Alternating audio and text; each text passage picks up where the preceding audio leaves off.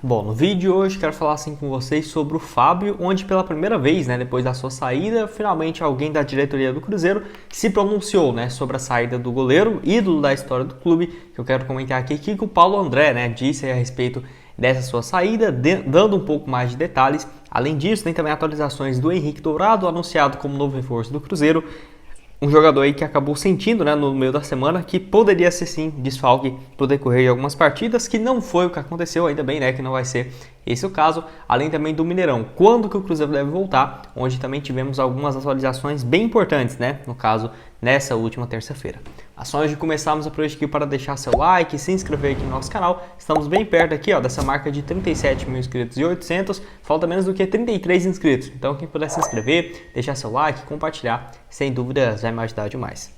Antes de darmos sequência aqui no nosso vídeo, eu tenho um recado para vocês do grupo VIP da Bet-All-In, onde quem entrou já aproveitou essas ótimas dicas de ontem, que eu vou deixar aqui em destaque. Bom, que teve resultados bem interessantes, tanto em vitórias múltiplas, resultados múltiplos e também, no caso, nos jogos que teve na Libertadores, na Sul-Americana. Vou deixar esse jogo aqui do São Paulo, onde eles viram que estava pagando muito bem, de que teria mais de 0,5 gols nesse jogo, no caso, R$ 1.400, voltando aí ao 2023, uma cotação muito interessante, além também dessa múltipla aqui, que teve também R$ 650, apostando de que teria mais de 1,5 gols no jogo entre Chelsea e Real Madrid, vitória do Internacional, vitória do Fluminense, no caso uma vitória do Flamengo e também no duelo contra o Napoli e Milan, no caso já tendo um retorno de 1888, mesmo antes desse jogo, no caso contra o Flamengo acontecer, para você ter uma ideia o quanto foi boa essa cotação lá do grupo VIP. Então para você começar hoje mesmo, tá aqui o QR Code aparecendo na tela com um preço muito acessível, é apenas R$ 49,90 para você fazer parte do grupo, então corre lá, não perde essa oportunidade. Bom, quero começar aqui falando sobre o Matheus Vital, jogador que tem vivido uma fase boa aqui no Cruzeiro, por incrível que pareça, nos últimos 2 jogos ele se destacou bastante, muito mais por conta dessa questão da movimentação e criatividade com o técnico Pepa até aqui pelo Cruzeiro, No caso, ele saiu na partida contra o Corinthians sentindo muitas dores e muita gente até se preocupou de que ele poderia perder alguns jogos, que é aquela coisa, O Matheus Vital já não está numa fase, uma temporada absurda e tudo mais, mas ele é o melhor que temos para fazer essa função de criação, e você perder um jogador desse, que seja ali 1, 2 rodadas, já faria muita diferença, mas de acordo com o Samuel Venâncio, Matheus Vital treinou normalmente nessa última terça-feira na Toca da Raposa, então no duelo contra o Grêmio, possivelmente ele deve começar como titular. Notícia bem bacana, e que vamos ver, que o Pepa vai colocar no esquema, no caso no meio de campo, se vai continuar ali com o Ramiro, que eu não acho que deveria estar sendo titular, fico muito na dúvida mesmo, realmente eu prefiro muito mais o Alisson nessa função de volante. Acho que o meio de campo ali com o Alisson, Richard e o Matheus Vital seria o mais adequado, até porque o Richard e o Alisson, principalmente o Alisson, ataca muito bem, e o Richard fica mais nessa parte de contenção, de defesa. Quero saber o que você acha aqui, se você concorda, discorda sobre essa fase do Matheus Vital, que é aquela coisa, nessa função que ele joga, quem poderia fazer era o Nicão ou o Daniel Júnior. O Nicão tem ficado mais de ponta direita e, para falar a verdade, para mim o Matheus Vital vence esse duelo contra o Nicão, e até se fosse o Daniel Júnior, eu prefiro mais o Daniel Júnior, seja na ponta direita ou no meio, do que o Nicão atualmente, que caiu demais, de rendimento. Bom, quero falar aqui também sobre essa nota oficial divulgada pelo Cruzeiro nessa terça de noite, de que não vai, no caso, ter condições para ter o duelo contra o Náutico no próximo dia 25, dentro de casa. No caso aqui, o Cruzeiro confirmou que por falta de garantias de condições mínimas do gramado para a realização desse duelo, vai optar por mandar essa partida no Independência, que, na minha opinião, é um tiro no pé, a chance agora do Cruzeiro ser eliminado, para mim, é o dobro do Cruzeiro jogando no Independência ao invés do Mineirão, mas enfim, faz parte e, no caso, uma conversa extremamente lenta, como isso tem desenrolado para o Cruzeiro não conseguir jogar no Mineirão, que é incrível. A expectativa é de que nos próximos jogos dentro de casa, que eu acabei esquecendo de pegar aqui qual que seria, mas enfim, no decorrer da semana eu atualizo aqui para vocês, de que o Cruzeiro volte finalmente ao Mineirão. As partes já concordaram. O Cruzeiro que não quis, justamente por conta de não ter garantias de como que vai estar o estádio, porque a grama, porque vai ter 2 shows antes. Então o Cruzeiro preferiu não optar por fazer o jogo contra o Náutico e, no caso, vai jogar contra o Grêmio na Arena Independência.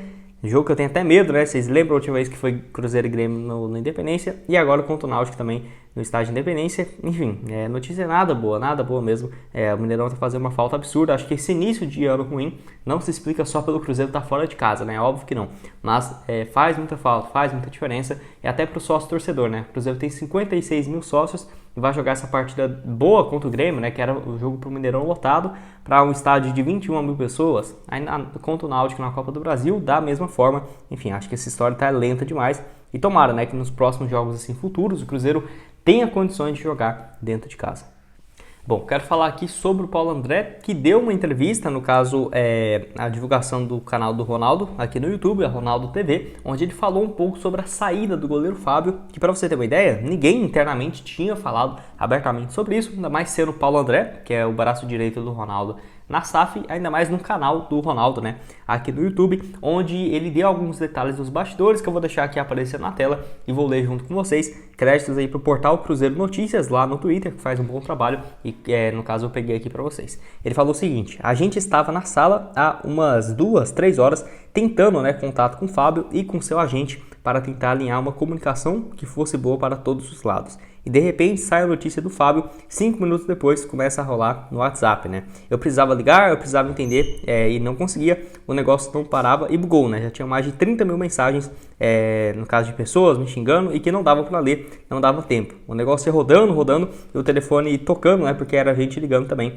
para me ofender, né? E tudo mais. Disse aí o Paulo André, ex-jogador, que é um dos gestores da SAF aí do Cruzeiro. Então, assim, ele já estava há um tempo, né, tentando esse contato com o Fábio e com seu agente para tentar essa renovação, e acaba que o Fábio solta, né, aquela nota de que não continuaria mais no Cruzeiro, e justamente por conta disso muitas pessoas devem ter conseguido acesso ao Paulo André, não sei se pelo Instagram, pelo WhatsApp, enfim. Na época realmente foi muito atacado o Paulo André e também o Ronaldo por conta da não permanência do Fábio, ainda mais que era o início da temporada, né? Não tinha nem começado e já tomou uma decisão dessa, que assim, cada uma das partes tentam puxar para o seu lado, né?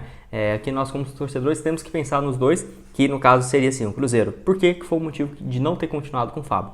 Muito mais por conta das dívidas, né, que o Cruzeiro tem com ele, que é superiores. Tem hora que fala que é 14 milhões, depois que é próximo de 20, vamos ficar aí próximo desse valor, né, que já é um valor inacreditável para dever para apenas um jogador. E no caso, o Cruzeiro, se renovasse o contrato dele dentro da gestão da SAF, o Ronaldo era obrigado a pagar esse valor, é obrigado pela SAF, só que teria um prazo muito maior. O Fábio não continuando no Cruzeiro, entrando com um processo normal contra a instituição, e o Fábio receberia esse dinheiro em muitos anos. Se fosse com a SAF, o Ronaldo e o Fábio teria que chegar a um acordo, né, para pagar. Por exemplo, durante o contrato dele, por mais 2 anos, por exemplo, iria quitar desses 20 milhões, uns 2 milhões de dívida e mais, vamos supor, 150, 250 mil de salário.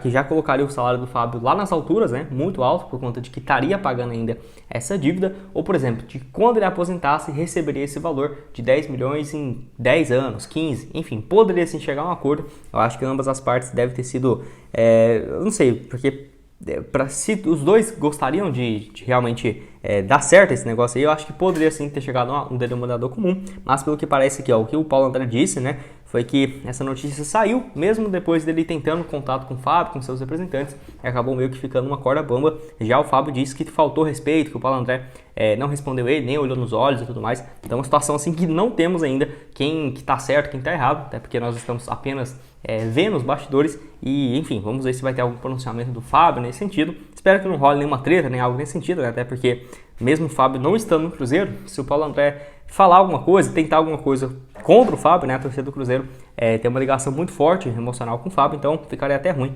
pro gestor aí do Cruzeiro. Quero saber se você concorda comigo, discorda, deixa a sua opinião. Para terminar aqui com vocês, quero falar sobre o anúncio do Henrique Dourado como novo reforço, né, para o Cruzeiro, um jogador que estava há mais de 10 dias já na Toca da Raposa e tudo mais, nessa expectativa de ser anunciado, que acabou não acontecendo no final de semana, porque ele foi submetido a muito mais testes de exames físicos do que o normal. Então, ao invés de passar por um procedimento padrão de um jogador quando vai ser contratado, o Henrique Dourado fez muito mais testes para o Cruzeiro realmente saber qual que é a sua situação física e assinar esse contrato assim que vai até o final do ano, sim, até dezembro de 2023, só que é por produtividade, né? Não é igual o Bilu, que é só por 3 meses, o Cruzeiro tem que definir também a sua permanência ou saída, mas enfim, não é só por 3 meses, mas assim, tem um contrato fixo muito baixo e um bônus variável com a sua performance, gols e tudo mais, que eu acho que é o mais interessante para ambas as partes. É aquela coisa, eu traria o Henrique Dourado? Eu acho que não, tá? Mas pelo Cruzeiro não ter um reserva, até porque o Matheus Davó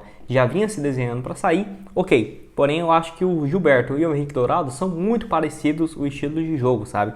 Até brinco aqui que a única diferença do Gilberto com o Henrique Dourado é que um é destro e o outro é canhoto, né? Porque é muito parecido as características, então você tira 6 por meia dúzia, né? Quando tá ali no segundo tempo, não sei se tem tanto a agregar, justamente porque eu já acho o Gilberto muito bom. Porém, tendo um jogador que é do mesmo nível, muito forte e tudo mais, características parecidas, pode ser interessante para incentivar uma competição entre os dois, né? Então, no geral até que ok, já ainda mais que já foi anunciado, já tá tudo certo, então desejar sorte aí do Henrique Dourado, que na primeira passagem nada boa, apenas 14 jogos e um gol pelo Cruzeiro em 2015, última temporada dele na China, 13 jogos, 4 gols marcados e 5 assistências, ele só para de jogar porque ele empurra um juiz lá na China e pega uma suspensão de mais de 1 ano e meio, né? Acaba que ele fica alguns meses sem atuar, rescinde o seu contrato e vem pro Brasil, agora então assinando com o Cruzeiro. Quero que você deixe aqui embaixo o que espera então do Henrique Dourado, que teve uma repercussão bem grande, até fiquei surpreso. O Cruzeiro postou um vídeo, né, nas suas redes sociais dele chegando, fazendo exames médicos, vestindo a camisa, teve uma média muito boa de curtida, de visualizações e também no anúncio oficial, né? No caso do Cruzeiro, que teve uma repercussão bem forte também. É aquela coisa, no geral, a torcida é 50-50, né?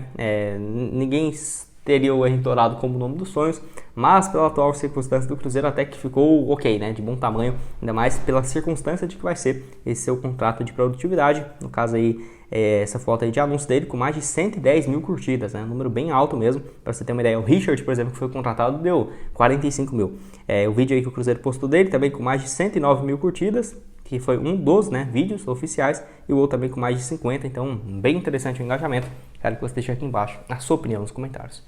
Bom, esse foi o vídeo, espero que tenham gostado. Não esqueça de deixar seu like, se inscrever no nosso canal e conferir aqui, ó, já trouxe sobre algumas opções de zagueiros no Cruzeiro. Que história é essa do Léo? A torcida pedindo essa volta do zagueiro. Será que tem alguma chance? Vai lá conferir. Vou deixar também outras sugestões aqui na tela e o link embaixo na descrição do grupo VIP da Bet All In.